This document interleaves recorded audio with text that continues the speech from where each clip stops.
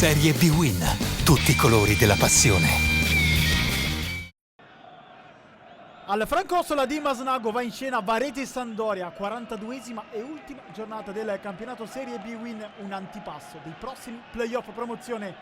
Ampio turnover da entrambe le parti, con Maran che rinuncia ad 8 titolari, tra cui Kurtic impegnato con la Slovenia. Nella Samp esordio per il tedesco ex Everton Mustafi, in attacco c'è Foggia, dietro Fornaroli e Pellè.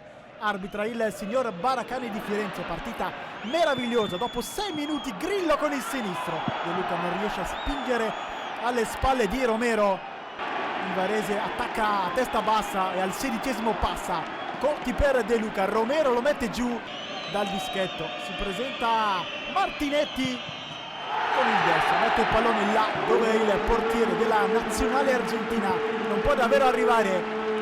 Rallenta ma non ferma la corsa Martinetti, fa 5 in campionato. La risposta immediata della Samp, minuto 19, Fornaroli, posizione regolare, Morò lo ipnotizza, grande occasione per l'ex attaccante del Nazionale.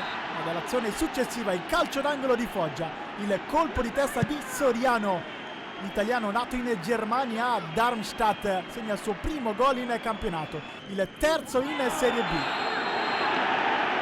Ancora Varese avanti, ancora calcio di rigore, minuto 24, fallo di volta su Terlizzi, dal dischetto va proprio l'ex di turno con il sinistro, batte Romero, 2 su 2 dagli 11 metri per il Varese, quarto gol in campionato per Terlizzi che cancella le polemiche con Maran dopo la partita con il Verona. Sempre solo Varese, De Luca scatenato, rientra sul piede preferito, calcia con il destro, Romero è fermo, la palla si stampa sul palo, grandissimo giocatore De Luca in prospettiva, piace tanto alle squadre di Serie A, soprattutto al Genoa.